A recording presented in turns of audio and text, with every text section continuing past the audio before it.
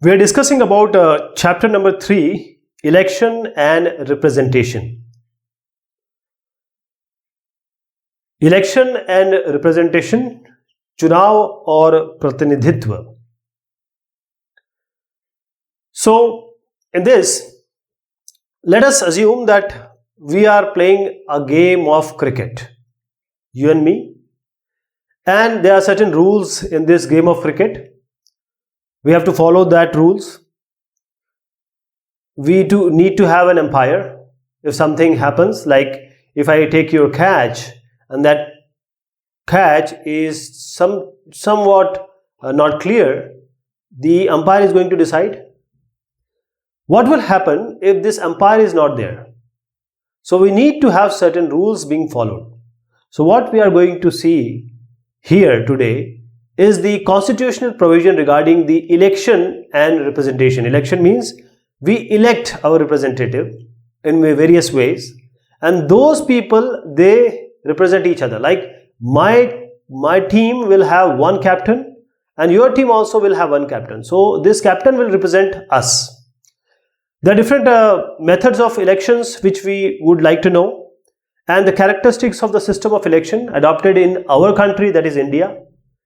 What are the importance of the provisions for free and fair election? What does we mean when we say Swatantra and Nishpaksh Chunav, free and fair elections? And also, what can be the electoral reforms? The election, we are the biggest democracy, and it's a festival when we have election, but there are certain things which can be done to reform the elections. So elections and democracy, there are two questions which I start with.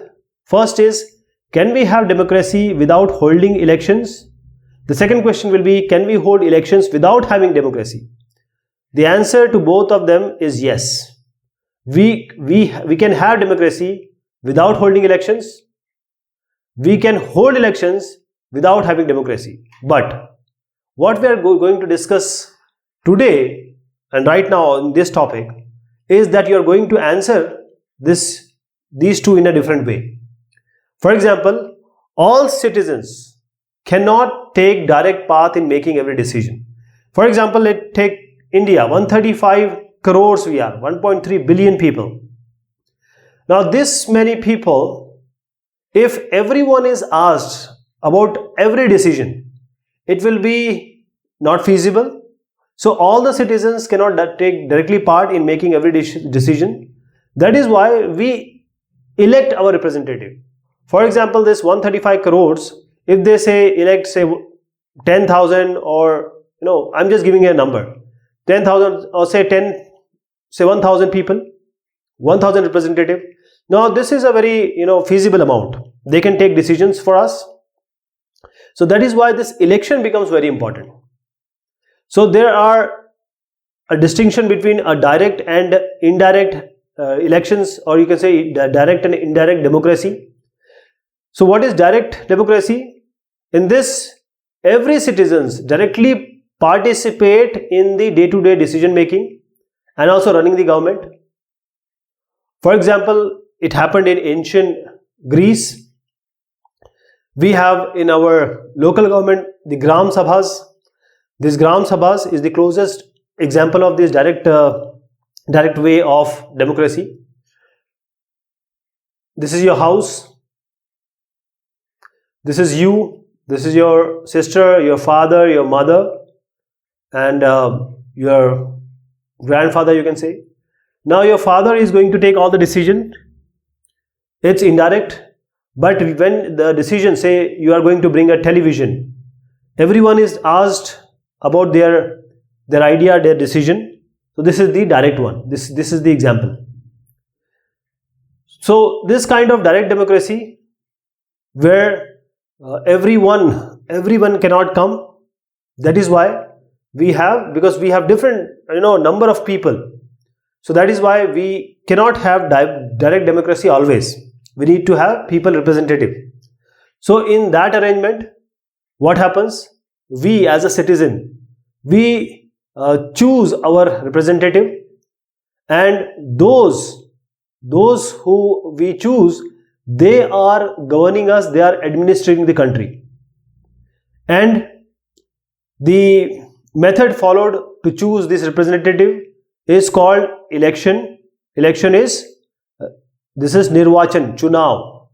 So citizen has now, once you have elected your representative, now you have less role or limited role in taking major decisions and running the administration, because these people whom you have represented or whom you have chosen to represent yourself, they are going to take the actual decisions.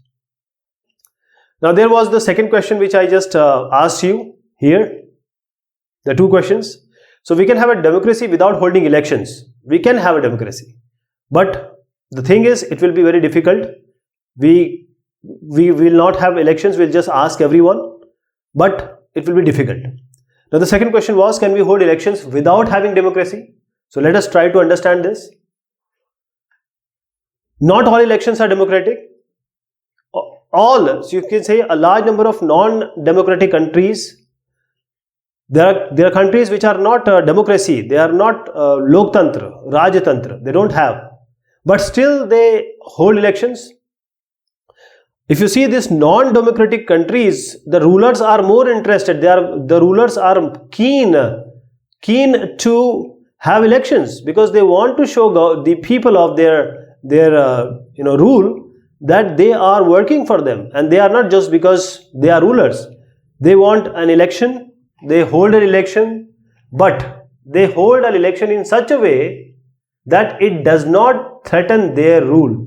If I am a ruler, I have a country, I will have an election, but I'll try to make sure that my authority, my post is never compromised. So the constitution of a democratic country, every constitution I must not say, but most of the constitution, they lay down certain rules, basic rules. So there are certain basic rules. There are laid down rules about the elections, how the elections are going to take place, and there are certain questions they are going to ask. But apart from these basic rules, there are certain other rules that can be made by the legislatures. So though Vidhaika, or these institutions that make Kanun or law, apart from this basic rule which are laid down in your constitution, along with this there are certain rules which can be that can be amended or scrapped by the legislatures. So the basic rules, what does it contain? It contains who is eligible for vote, then who is eligible to contest, then who is to supervise the elections, and how do the voters choose their representative, that is how they are going to choose their representatives, then how are the votes to be counted, so counting, what is the method, then how the representative will be elected, all these are the basic rules that are already in the constitution. But apart from that, as I said again, that there are certain rules that can be made by the legislatures. So there are certain questions, and these questions, who is eligible to vote, who is eligible to contest, and who is to supervise elections, these are the questions which are very important for ensuring the free and fair election. That is, we want a democratic country to have a democratic elections, free and fair elections. So these three questions answer this. And then this counting and representative election and vote, how do voters choose their representatives, this is the last two answers.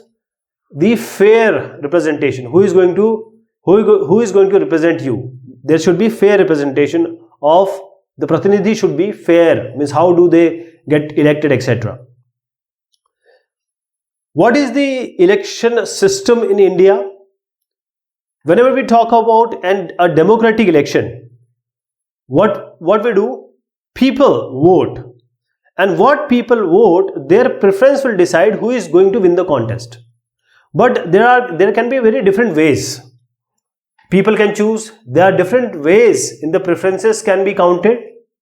So different rules, like every game, if you change the game, if you change the rule of the game is going to change. So if you change the rule of the game, the winner may change. Some rules may favor bigger parties, may favor the majority community. Some may help the smaller players or the minority community. So we'll have to look at this. Let us talk about 1984 elections. So in India, the Lok Sabha elections of that is called Aam Chunav elections in 1984 was held. The Congress party, we also call it as Indian National Congress, this came into power. It won 415 whopping seats. There are 543 seats and 415 are won by the Congress party. That is, if you take the percentage, it is more than 80%. Now this cannot be achieved by any other party, never has been achieved by any party. So the Congress party won 4/5 of the seat. So what does this mean? Every five people in India, 4 have given vote to the Congress party. Is this, we can say? No, we cannot say this. Every 4 in 5 have not given vote to the Congress party. Congress party got 48% vote. That is, in these 5 people, 48 is 50%, around 50%. So 2.5%, let us take say 3. Let us take around about 3. So in every 5, only 3 has given vote to Congress party. 2 and 2.5, I cannot make 2.5 here. So just assume that half of the people has not given vote to the Congress party. But still, Congress party got vote 80%. Right? As I said, only 48%, but still 80% was achieved by Congress party. If you take the example of BJP, it got 7.4%, around 8% you can say. So in 100 people, 8 people has given vote to the Bharatiya Janata Party. But in whole 1984 election, only 2 people from BJP, they got elected. But they had a vote share of 8%, around 8%, 7.4%. So these are the things that, even as I was saying, that if you change the rule of the games, the things may change. The game may change. Why this happened? This happened because we are following a very special method of election. There are numerous type of election. It's not that what we see in Aam Chunav, or when we go to vote for Nagar Nigam, when we go to vote for our Vidhayak, the MLA, it is the only time of election. We are just in India. There are so many countries in the world and they follow different kind of election techniques. We follow a special method of election. The entire country is divided into different, total number of 543 constituencies. These are the constituencies, and each constituency elects one representative, right? The candidate who secures or who receives the highest number of votes in this constituency, one constituency, he is declared as the winner. So this is the technique we follow. And this method is called as the first past the post. So FPTP we call it as first past the post. That is, the winning candidate is achieving the majority vote.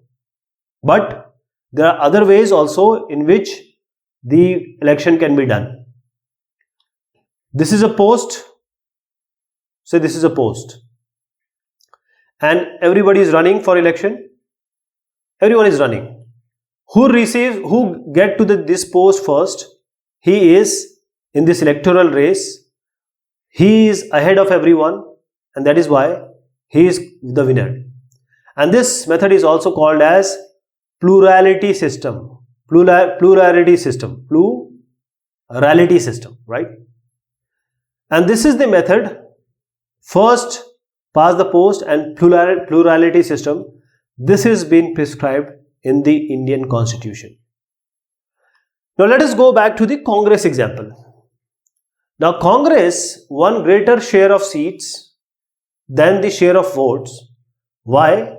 Because in many constituencies in which its candidate won, they secured even less than 50%. The votes,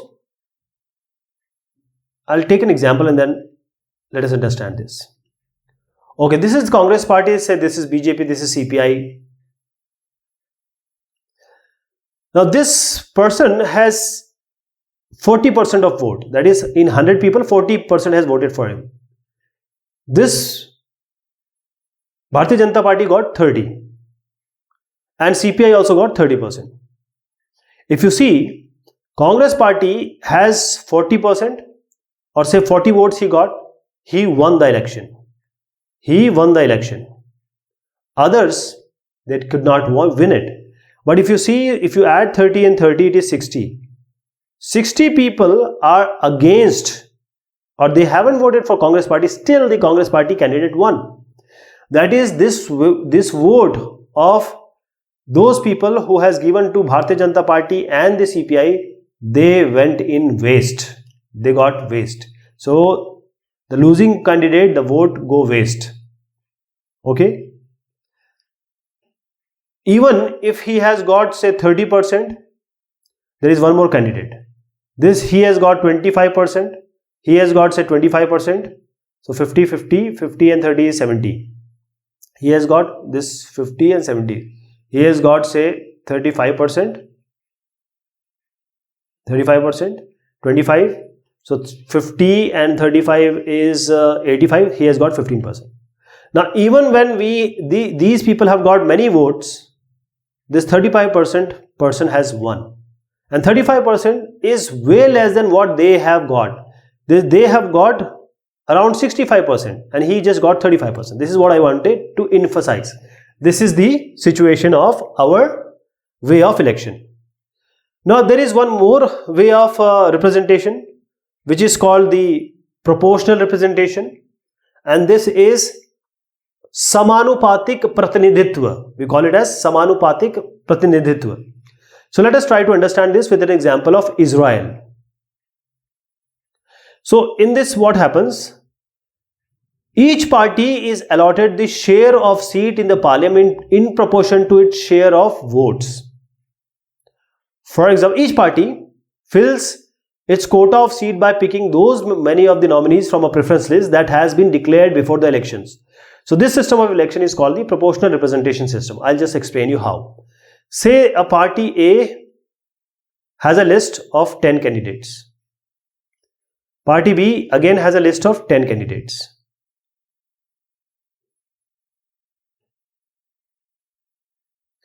Party C also has a candidate list of 10 candidates. Now when the election happens, 40% this party gets, 30% vote this party gets, and 30% vote this party gets. I'm talking about Israel and Netherlands. This kind of thing happens. We'll talk about Portugal and Argentina later. So first of all, 40% they have got, so they have a list of 10 candidates. So first 4, 1, 2, 3, 4, these are elected and they go into the parliament. Here they have got 30%, so first 3 will go to the parliament. Here also 30%, so first 3 goes to the parliament. In case this party has got 60%, this party has got 20%, and this party has got 20%. So 2 from this list will go to parliament, 2 from this list will go to parliament, and 6 of these will go to the parliament. So this is a PR system. We'll call it as a PR system for now. So there can be 2 variations. In certain countries, as I said, Israel and Netherlands, the entire country is treated as one constituency and the seats are allocated in each party according to their share of votes, as I just as I just indicated, in the national election. The other method is the country is divided into several as we in India divide the country into constituency for Lok Sabha elections. Same in Argentina and Portugal, the whole country is divided into different constituencies.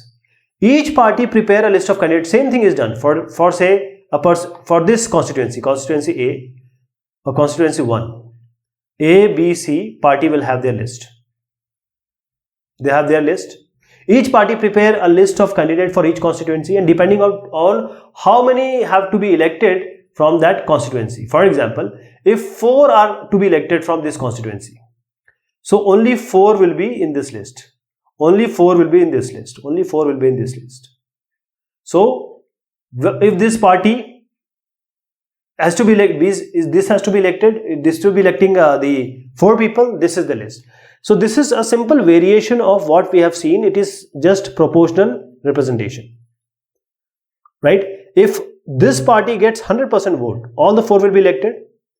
If this party gets say 40% vote, then we have to see this 4, how many for 40%, how many, because these are only the 4 candidates will be elected. So there is a formula that number of votes divided by number of candidates to be elected plus 1 and then plus 1. I'll talk about this just now.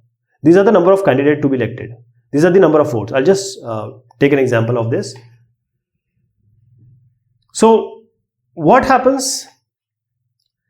This kind of way of proportional representation in India, we are for the Vidhayaks, Nagar Nigams, Parshads, the corporators, the MLAs, and for the Lok Sabha Sansad, we adopted the first past the post. But the representative for other places, I'll just tell you where. The President of India, the Vice President of India, the election of the Rajya Sabha members and the Vidhan Parishad members. These are elected by the proportional representation method, but there is a variation. This is not which we are talking about. This is a different which we talked about Israel and the Argentina, Portugal, and one more country. But we have the proportional representation system for these, only for these, not for Lok Sabha and the Vidhan Sabha. Not for the Sansads, for Parliament, that is Lok Sabha, and not for the Vidhayaks, for Vidhan Sabha. They have direct representation, first past the post. But for the President, Vice President, Rajya Sabha members and Vidhan Parishad method, we have this PR method. So let me compare first the FPTP and PR system of election. The country is divided into small geographical areas. We call them as constituencies or district in FPTP. In PR proportional, large geographical areas are demarcated as constituency. The entire country may be a single constituency, as we see in Netherlands and Israel. In FPTP, every constituency elect only one representative. But as we saw in the example, more than one representative may be elected from one constituency. Voters votes for the party, not for the individual member. Here, voter votes for the candidate. A party may get more seats than votes in the legislature, as we saw the example of Congress winning in 1984. And also in 2019, 2014, BJP won. They got vote share of 30 to 40%, but still they were having majority in the Lok Sabha elections. Here, every party gets seats in the legislature in the proportion to the percentage of vote they get.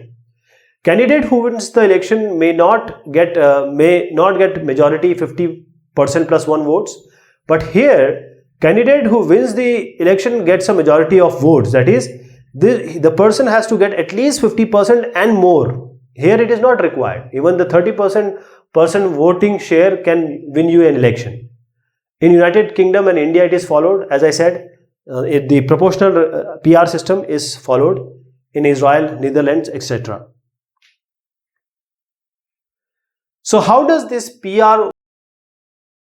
There is a third variant of this proportional representation, which is a single transferable vote system which we apply or which we use for the Rajya Sabha. In Rajya Sabha, every state has certain number of, say let us take this example. This is Rajasthan, and Rajasthan has a quota of say 4 Rajya Sabha members can be elected from Rajya Sabha. Now say Rajya Sabha has 200 MLAs. So what will be the formula? This is, I'll just tell you what is the formula, then I'll tell you how this goes. So 200 is the number of MLAs. So the formula will be 200 by this, how many numbers of quota is there? 4. You add 1 here, then you add 1 here. This will be 200 by 5 plus 1. 200 by 5 is 40 and this is 1. So this 41 is the minimum number of votes a prospective candidate has to earn.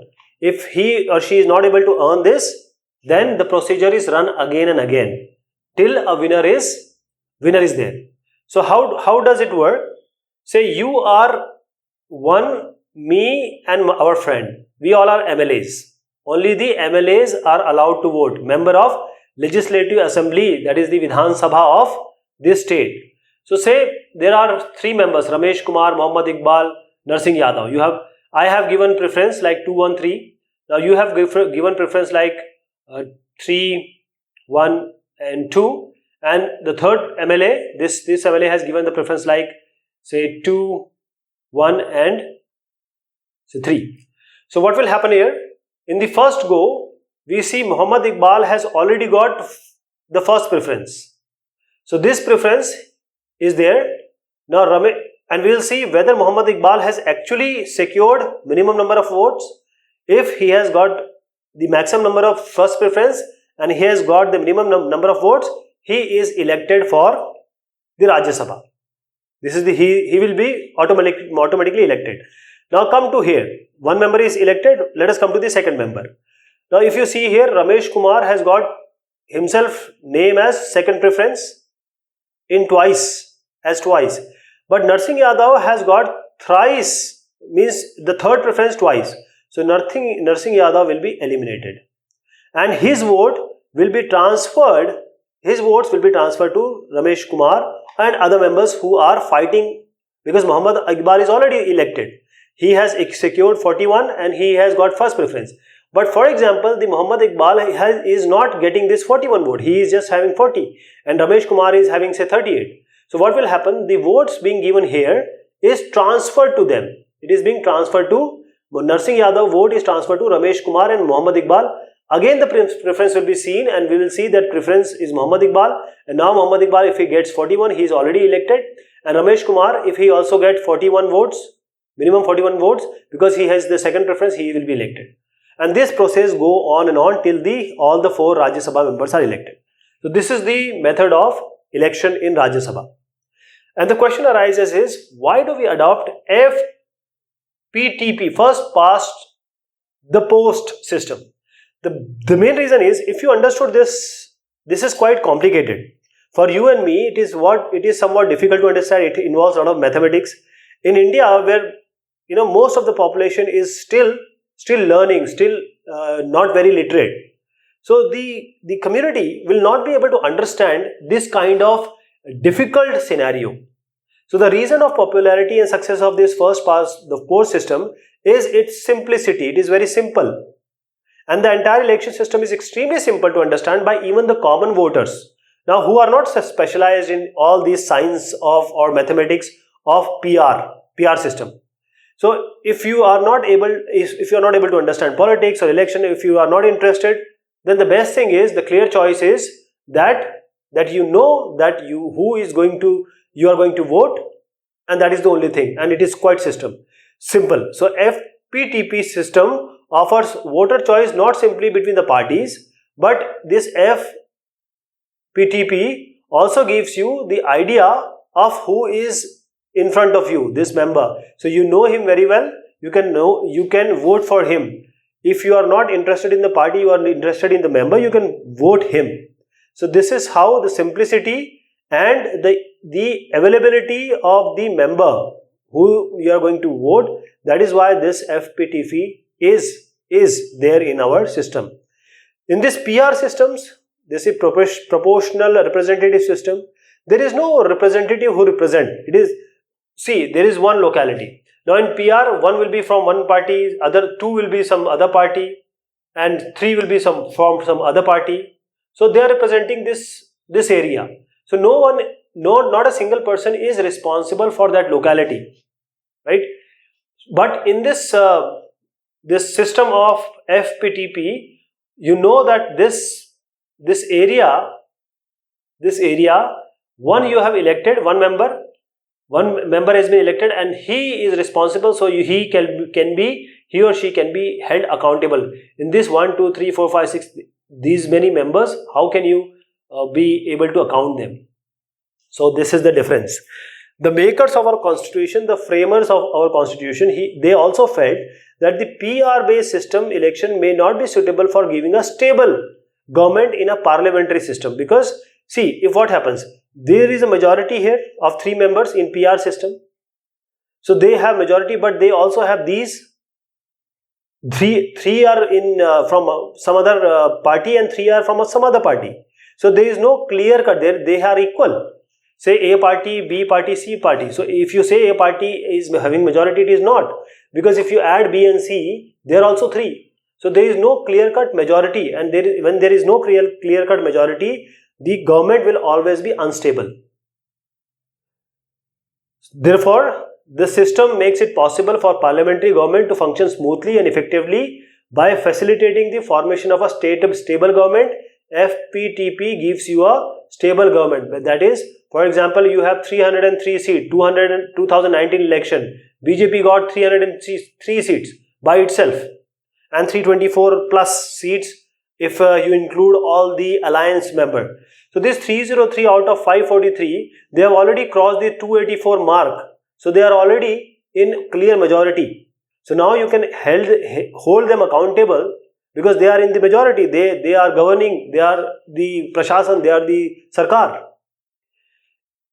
In a diverse country like India, the PR system would encourage each community to form its own nationwide party. We have 1,000 number of different castes, creed, community, scheduled tribe, scheduled caste. There are so many distinctions. So if you talk about this distinction, there will be innumerable parties. There will be innumerable parties, and that nationwide parties, you will have one member from this party, 2 members from that party. So that will not be giving you a clear idea, or there will be not a stable government and this specific majority. So the FPTP system, it has helped large parties to win clear majorities. As I said here, 2019 election, BJP got clear cut majority. In 1984, Congress got clear cut majority. More than 400 seats they won. So they got clear majority at the center, and the state level also they may get. So the system has also discouraged this FPTP, the political parties that get all their votes only from one caste or community. For say, if you have a place here, and if you want to win, you cannot only win just by one caste if you are praising one caste or one religion. So you have to get the vote from other constituents also. So the party who is getting only votes from one caste or community, they are discouraged. And after the independence, what happened? We adopted this FPTP system. That is, there are parties which come as one party dominated. There existed small parties also. After 1989, what happened? Because there were from 1989 to 1998, we saw so many elections in which there are parties which are making alliance. Coalitions were going on. So even in this FPTP system also, the large party also survives and the smaller parties also survives because of the coalition government that are being formed after this year. Now coming to the reservation of constituencies, what social fabric we have in our country, the FPTP electoral system can mean the dominant social groups. There are certain dominant social groups and caste, and they are going to win again and again. In India, 81% population, around 80%, 80 point something is there. 80% plus population is Hindu. Now, if you talk about India, always Hindu majority, the party will come. So what will happen to the Sikh? What will happen to the Muslims? What will happen to the other caste and community, especially the scheduled caste and scheduled tribe? This Hindu does not mean that the Sanatan means there are scheduled caste and scheduled tribes also here. So what will happen to these? The oppressed class, scheduled caste, scheduled tribe, Muslims, especially Muslims and scheduled caste, they are the most deprived class. They are the most deprived people in the country. So who are going to represent them? The British government had introduced separate electorates. So what was the system of the British? That for electing representative from a particular community, what British did was the Hindu, Muslim and Sikh. So only Hindu can vote for Hindu. There are candidates for this constituency. Only Muslim can vote for Muslim candidates. So Hindu cannot vote for Muslim, Muslim cannot vote for Hindu. So this was the idea of separate electorates that the British have proposed, and it actually happened. Now when we came into, means the framers of the constitution, so we decided to adopt the system of reserved constituency. That means all voters in a constituency are eligible to vote, that is if there are members. So this is a reserved seat for scheduled caste. So only the members of scheduled caste can be elected. So the people who are the candidate, they are only scheduled caste people.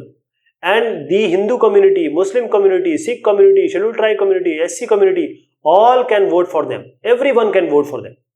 So this is what we chosen. So that is why this seat is reserved. You see this picture. So all the white are general seats, all the light greens are the reserved for STs, and the dark green is all are reserved for the scheduled caste community. So the constitution provides for a reservation of seat in the Lok Sabha and the state legislative assemblies for the scheduled caste and scheduled tribe.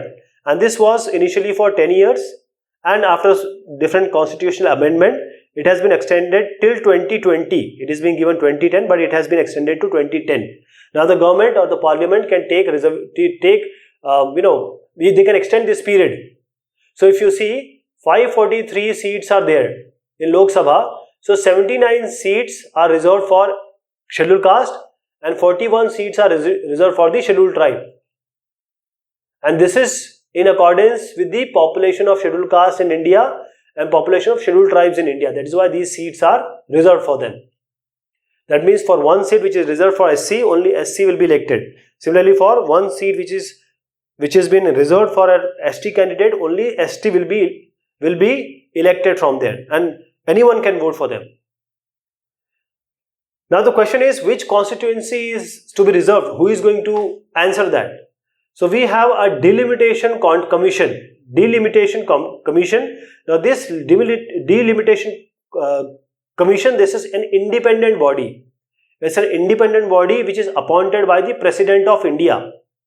And they work in collaboration with the Election Commission of India. So Election Commission of India and Delimitation Commission, they work together. And what is the purpose? The purpose is of drawing a boundary of the constituencies all over the country. So if this is the country, they make the boundary. They make the boundary, and this boundary is made by depending upon the population. That is, equal population should be distributed for almost equal population for the constituencies. Each constituency should have almost equal number of people. And then according to the proportion of the constituency people, that is, if there are more number of SCs, this will be a SC constituency. If there are more number of STs, this will be ST constituency. So those constituency that have the highest proportion of scheduled tribe population, they are reserved for ST. Similarly for scheduled caste. Now the delimitation commission looks at two things. First, it picks the constituency that has higher population of, say, this constituency has highest population of scheduled caste population. But it also spreads this constituency in different region of the state. That is, this is a SC, but a state may be having SCs here, SCs here, SC is here, SC is here.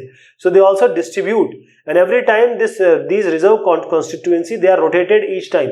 For example, this is a SC seat and this is also SC seat. This is a general seat. So one time this will be, say this is the general seat. So now the SC population is highest here and SC population is more here also. So sometimes this will be the seat for SC reserved, sometimes this will become general and this will be an SC seat. So there is a transferring also at every time.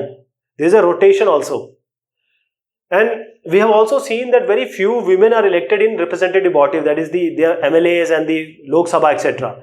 So what is going on is that we are discussing and we are trying to, there are certain people who are raising their voice to give at least 1/3 seat to the women candidate in the Lok Sabha and the state legislative assembly. Though in the urban and the rural bodies like the Nagar Nigams, like the Panchayat elections, the 1/3 seat has been reserved for the women, but not for the MLAs and Lok Sabha. So this amendment or this bill is still with the parliament and they are not working on it. It is yet to be passed. Now the question comes is free and fair.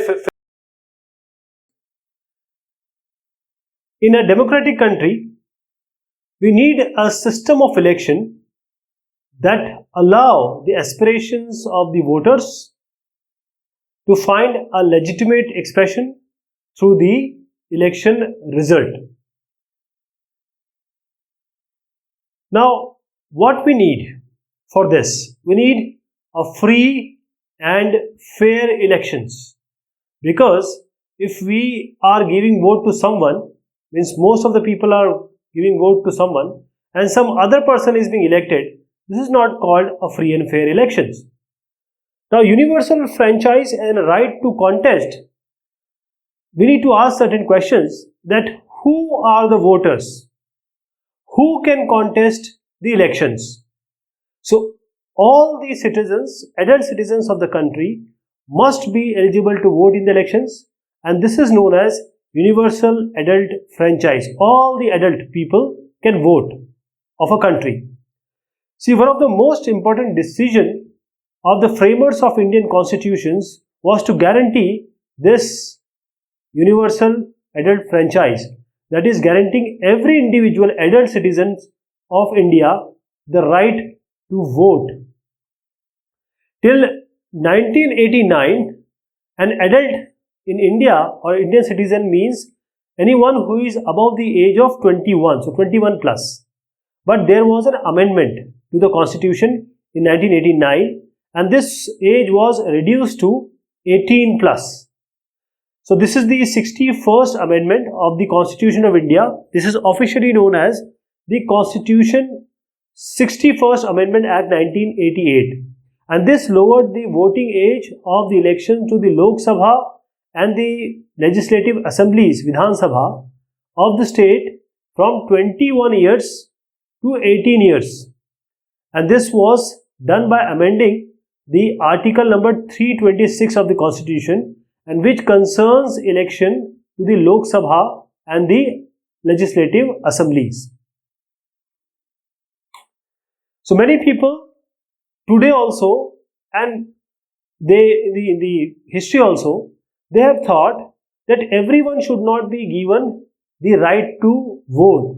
Only those people who have educational qualification, proper educational qualification, that is those who are intelligent, those who are learned, those who are aware of the Rajniti, of the politics, and who can choose the right individual, they need to be given only the chance to vote.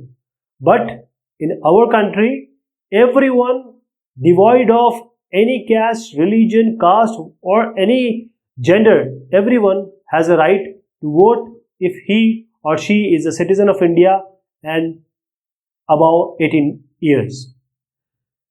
Now, in order to stand for Lok Sabha and Assembly election, a candidate must be at least 25 years. That is, you can vote and you can also be voted. That is, you can be a candidate also. If you want to stand in Lok Sabha elections or Assembly elections, then you need to have the age above 25.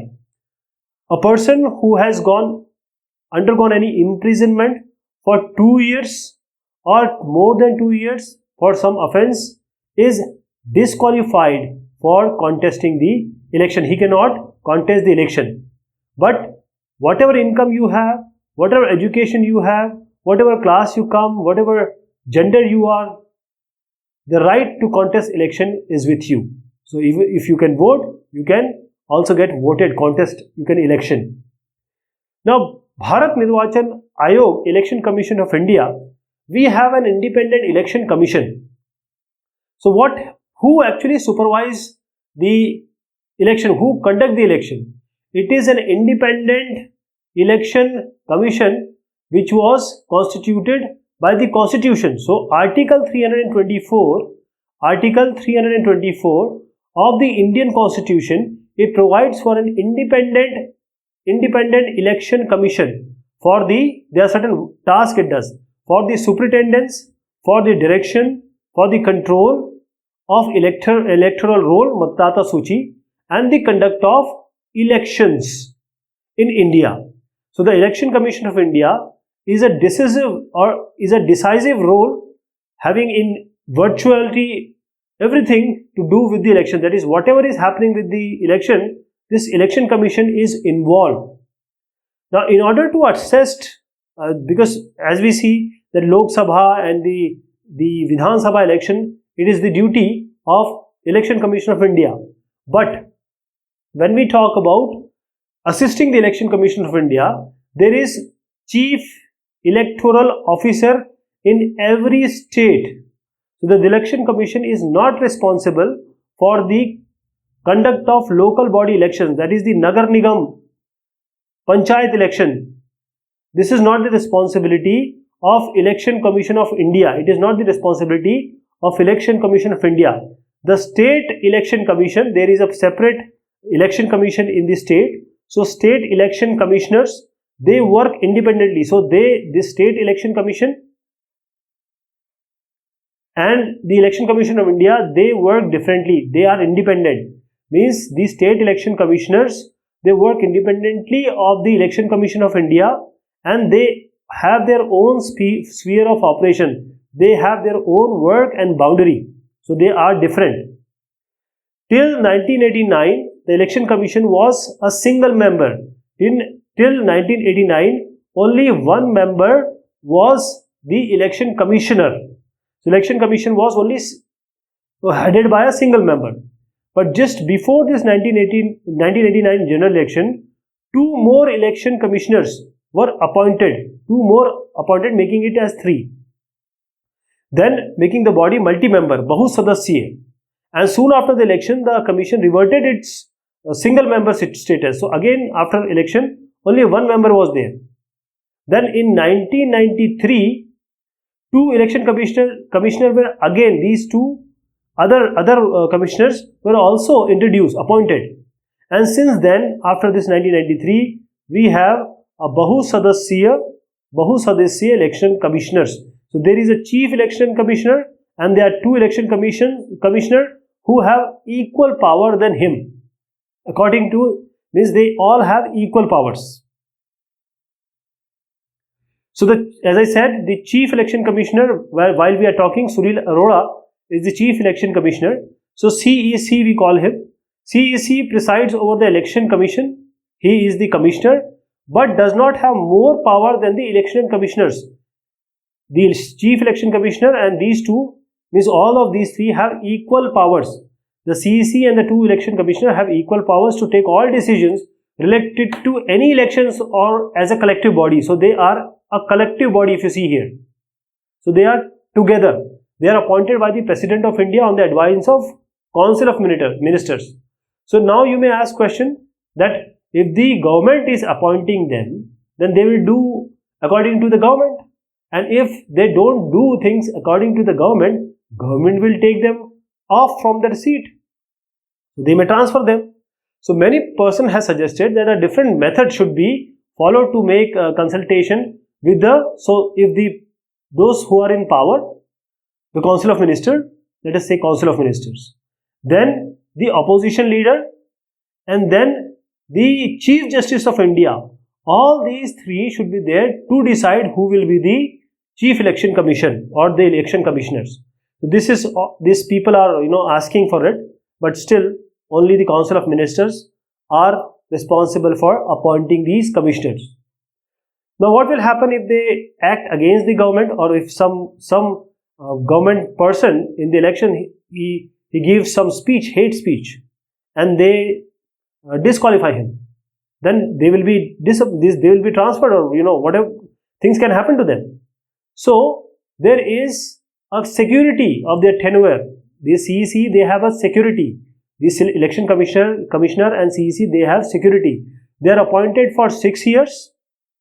So they are appointed for 6 years or till the age of 65. So if Sunil Arora is 65, now he is relieved from his duty, or if he is say 55, then he will work for at least 6 years. So at 61 he may be relieved. Before that, not possible. And the CEC can only be removed by the President of India. If both House of Parliament make such a recommendation with this special majority, then only President of India can take him off, right? And this is done why? Because if the CEC or the Election Commission, they don't work in favor of government, then there should not be possibility that the government should take them off from their seats or from their positions. So again the election commissioners can be removed by the President of India. Now, what are the work of election commissions? There is a wide range of functions that they perform.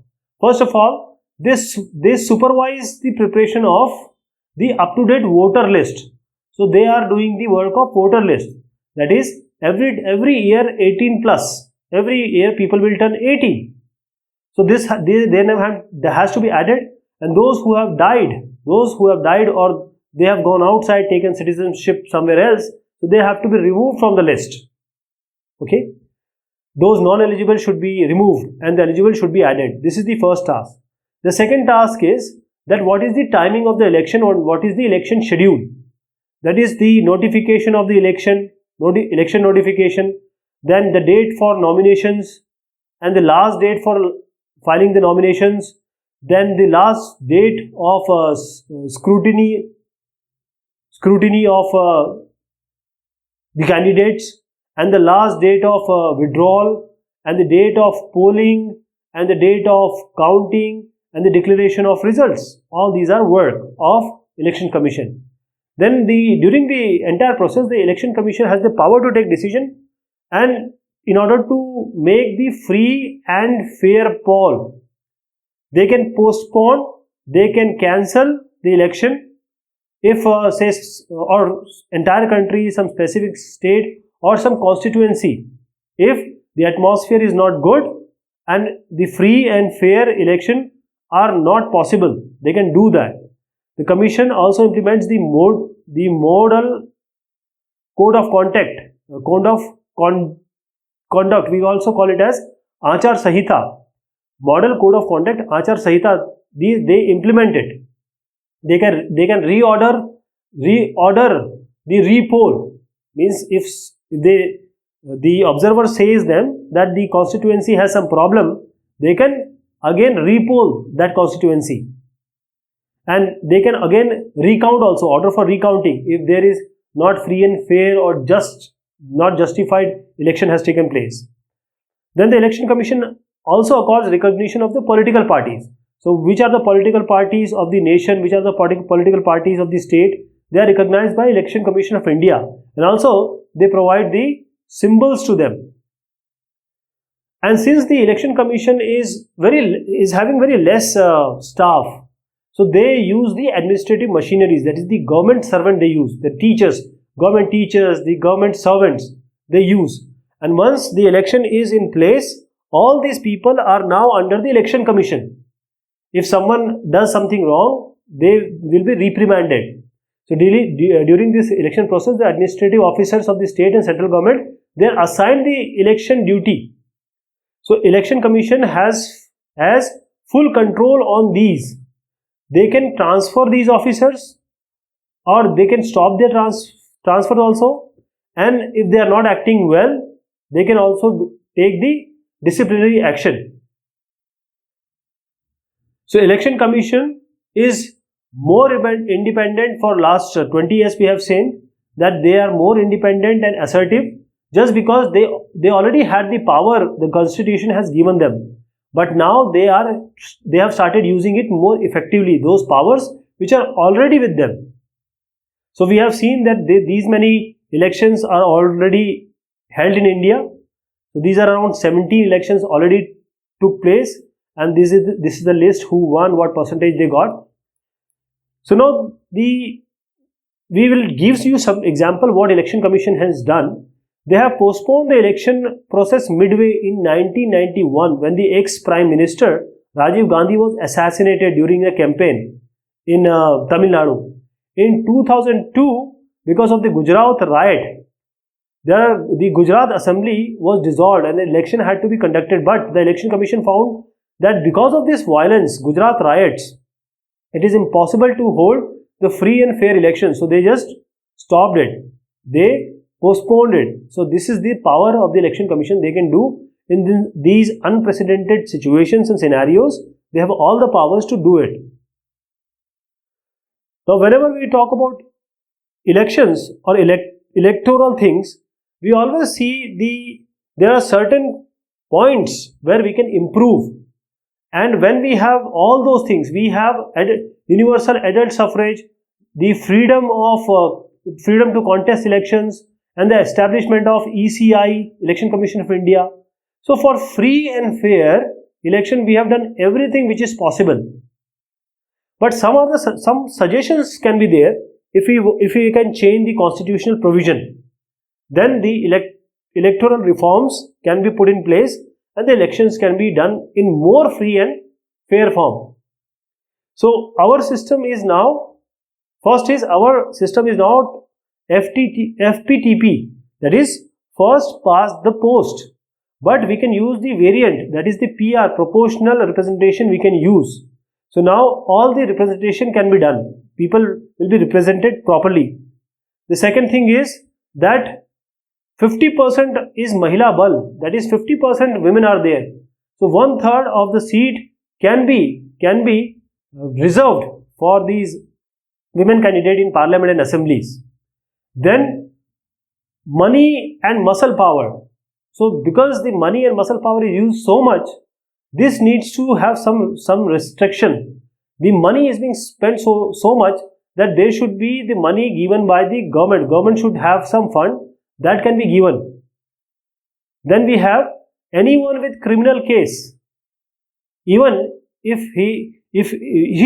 she should be barred from contesting election. Even if they have applied or appealed in the higher court, they should be simply debarred. Then there should be complete ban on if anyone who talks about caste, creed or religion. You know, what we saw in 2019, what we saw in 2014, it was all religion-based politics. People were talking about Pakistan, Hindu, Muslim, all the time. This should be, even if say in any way, they should be barred. And then there should be a law. There should be law how these political parties and their people they work. How they function. Everything should be transparent. How they get money, how they work. Everything should be, because they are working for people. Everything should be in front of the people, and the transparency should be there. So as we see that this free and fair elections can only be held if the candidates, the parties and those involved in the election process, like you, me and Election Commission of India and all the machinery, they abide by the spirit of democracy, democratic elections. So the success of India's, because we are the biggest democracy in India and we have this is a festival. Indian election, Aam Chunav is a festival. So the success of India's election system, we have number of factors. First, our election system has allowed voters to freely choose their representatives. We can choose freely our representative. Also, we can change the government. We can change the government both at state level and the national level. Then the voter have consistency, and consistently they have taken keen interest in election process. So election process, they are taking interest, and the parties are also increasing. They are increasing number of parties who are contesting the election. Then the system of election has proved very accommodative and inclusive. That is, all the social fabric, all the social composition we see, all the different sections are being represented. Then the election outcome in most part of the country, they reflect they do not reflect whatever malpractices or rigging is going on. So there are certain complaints, there are certain things which are going on, but still it's rarely being seen. Previously it was there that rigging of the election and the malpractices were going on, but this has decreased a lot. And finally, the elections have become a part and parcel of our democratic life. Every time we have elections, the state election, the Nagar Nigam election, the Panchayat election, the Aam Chunav. So this is what is going on, and it is done in regularity and periodicity, and that is why India has earned a fame as the greatest democracy of this world. So if the election process becomes more flawless, more electoral reforms are put in place, we as a voter and citizens would be able to share more effectively in the carnival, the festival of democracy, and we can make it more meaningful, and we can hope for a good, better and developed life.